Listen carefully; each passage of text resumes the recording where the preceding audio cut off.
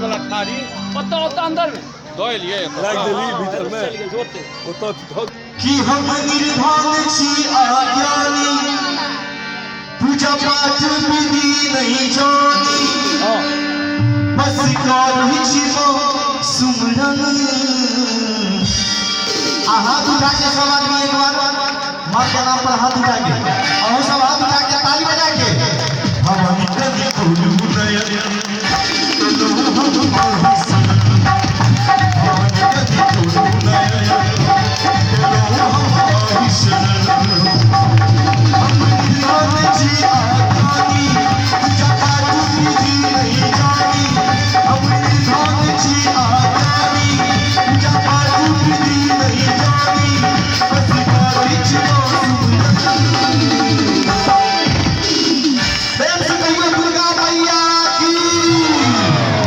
ताली बजा के भवानी कली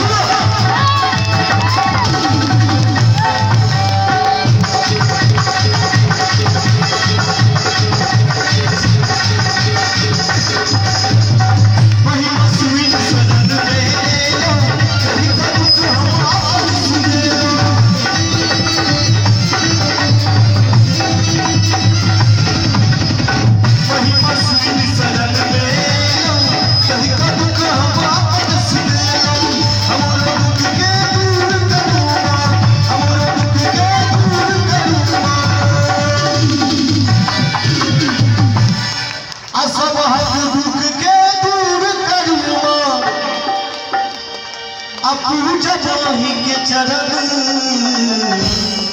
और जे सब मैया के पूजे छी नवरात्र में एक बार हाथ उठा ले जे सब मैया के माने छी तो हाथ उठा ले और जिनका कोनो मुकदमा चले थे तो कोनो बात नहीं हाथ उठा के अब ताली बजा के भवानी कली खोलू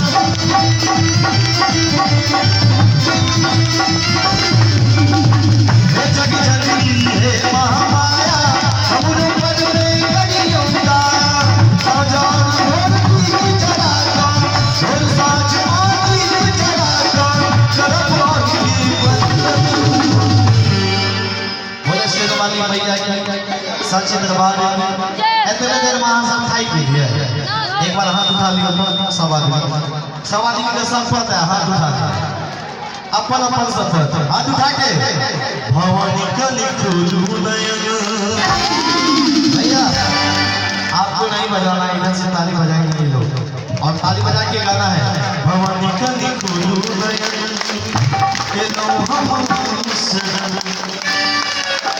One, two, three,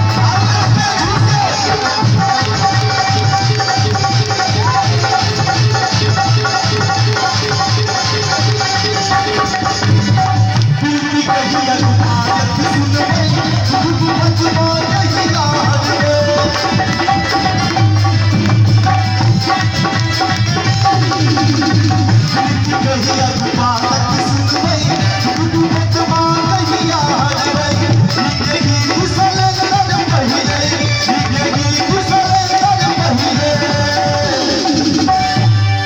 अकरत आही के नमन पूरा हाथ उठा लीजिए भैया के नाम पे।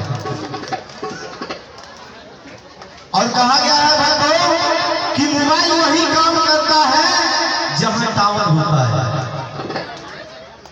मोबाइल वही काम करता है जहां टावर होता है। और भैया के दरबार में ताली वही बजाते हैं जिनके दोनों हाथों में पावर होता है।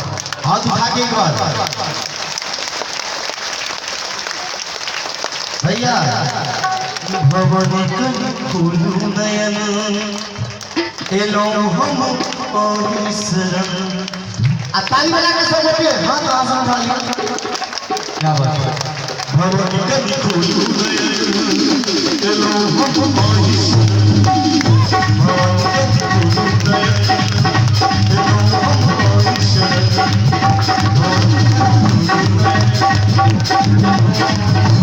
और शरण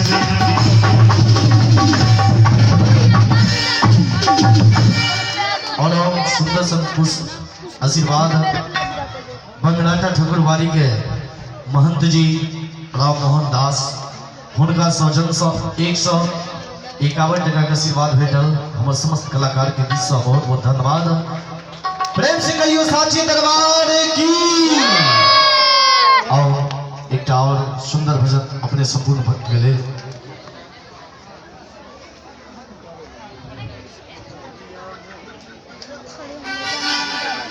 है।